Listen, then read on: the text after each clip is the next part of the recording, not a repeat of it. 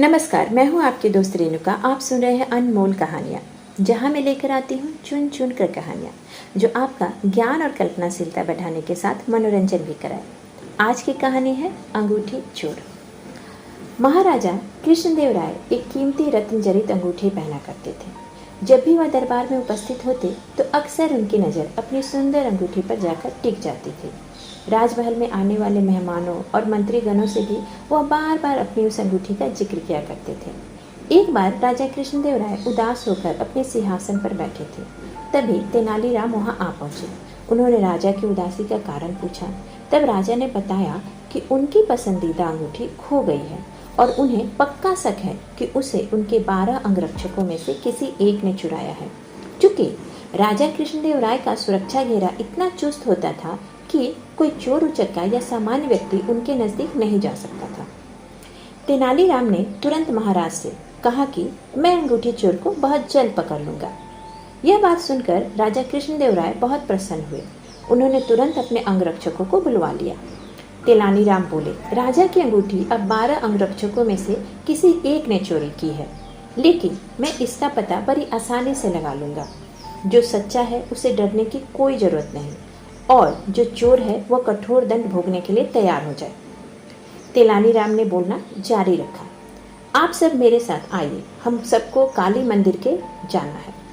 राजा बोले, ये क्या कह रहे हो तेनालीराम, हमें चोर का पता लगाना है, मंदिर के दर्शन नहीं कराने हैं। महाराज आप धैर्य रखिए, जल्द ही चोर का पता चल जाएगा। तेनालीराम ने राजा को सब्र रखने को कहा। मंदिर पहुंचकर तेनालीराम पुजारी के पास गए और उन्हें कुछ निर्देश दिए। इसके बाद उन्होंने अंगरक्षकों से कहा, आप सबको बारी बारी से मंदिर में जाकर माँ काली की मूर्ति के पैर छूने हैं और फौरन बाहर निकल जाना है। ऐसा करने से माँ काली आज रात स्वप्न में मुझे उस चोर का नाम बता देंगी। अब सारे अंगरक्षक बारी बारी से मंदिर में जाकर माता के पैर छूने लगे। जैसे ही कोई अंगरक्षक पैर छूकर बाहर निकलता, तेनालीराम उसका हाथ सूंघते और एक कतार में खड़ा कर देते। कुछ ही देर में सभी अंगरक्षक एक कतार में खड़े हो गए। महाराज बोले, चोर का पता तो कल सुबह लगेगा, तब तक इनका क्या किया जाए? नहीं महाराज, चोर का पता तो लग चुका है। 7वें स्थान पर खड़ा अंगरक्षक ही चोर है। ऐसा सुनते ही वह अंगरक्षक भागने लगा, पर वहां मौजूद सिपाहियों ने उसे धर दबोचा और कारागार में डाल दिया। राजा और बाकी सभी लोग आश्चर्यचकित थे कि तेनालीराम ने बिना स्वप्न देखे कैसे पता कर लिया कि चोर वही है।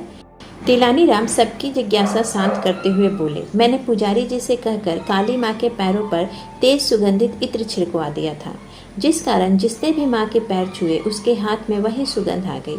लेकिन जब मैंने 7वें अंगरक्षक के हाथ महके तो उनमें कोई खुशबू नहीं थी।